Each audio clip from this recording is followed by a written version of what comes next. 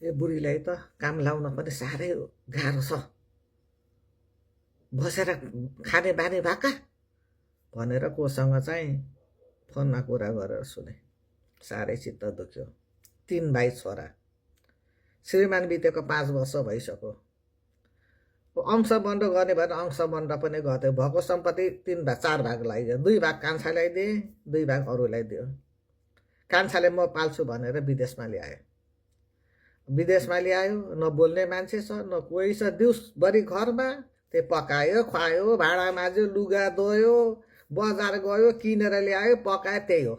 कोही छैन बोल्ने मान्छे। उनीहरू बोल्नलाई फुर्सद छैन। बस्नै मन लागेको छैन भनेको। अब खुट्टा दुखेर फेरि आफूलाई त्यस्तै छ। बुढेसकालले भेटाएको खुट्टो दुखेर, यो ढाड दुखेर खुट्टा सुन्निरहेछ, हिँड्न हुँदैन, खटखट गरेर हिँड्छु। त्यो पनि घरमा अब छोराबुहारी काम गरेका छन् भनेर सकाइदिन्छु। छोरालाई बाबु म बस्न यसो केही भन्नु, बाबु भनेर मात्रै भन्न पाएको छैन, भरे कुरा गर्नुलाई अहिले हतारो छ भन्छ। अब बुहारी पहिला सम्पत्ति नपाउने यसमा म्याउ म्याउ गर्थी, अहिले त अब विदेशमा कमाउने भए के सुन्थे र।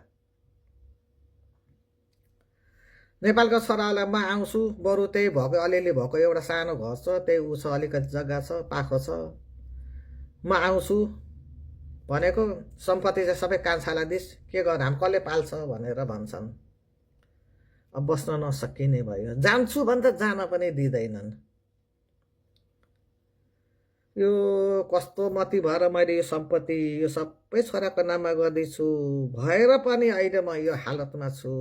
कस्तो पुरो लिएको मैले, कहाँ जानु, म कसलाई भन्नु, मेरो पीडा कसलाई सुनाउनु।